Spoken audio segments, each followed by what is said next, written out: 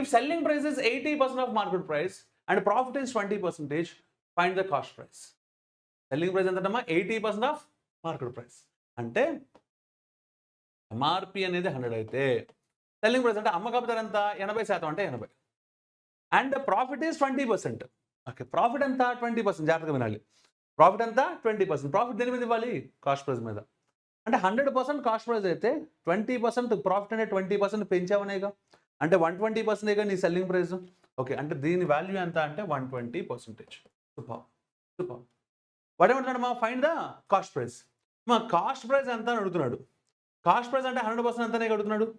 Okay, 100% ఎంత అంటే మనకి జాగ్రత్త అబ్జర్వ్, ఇది 100% ఆఫ్ ఎంఆర్పి కదా. ఓకే, ఇది కూడా 80% ఆఫ్ ఎంఆర్పి, అవునా? రైట్. సో ఇక సింప్లిఫికేషన్ మొదలు పెడదాం సరదాగా. రైట్, క్రాస్ మల్టిప్లై చేస్తే 100 into 80/120, 0 0 cancel, 4 2s 4 3s.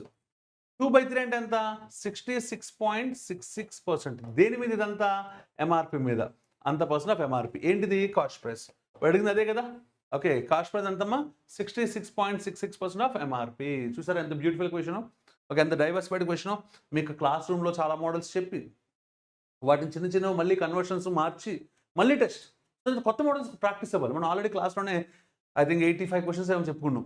Okay, మళ్ళీ 85 క్వశ్చన్స్ చెప్పుకుంటే చాలామంది ఏమనుకుంటారంటే, సార్ 85 ఏంటి సార్, మా ఇన్స్టిట్యూషన్లో 120 చెప్పారు సార్. ఓ జాంతానే, ఎందుకంటే నేను 85 క్వశ్చన్స్ చెప్పాను, దాంట్లో కనీసం 50 మోడల్స్ ఉంటాయి.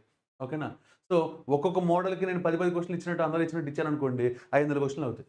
ఓకేనా? అంటే మనం ప్రపంచంతో కంపేర్ చేసుకుంటే మనం 500 క్వశ్చన్లు చెప్పుకున్నంత సమానం మన హ్యాండ్ అవుట్ అనేది. ఓకే.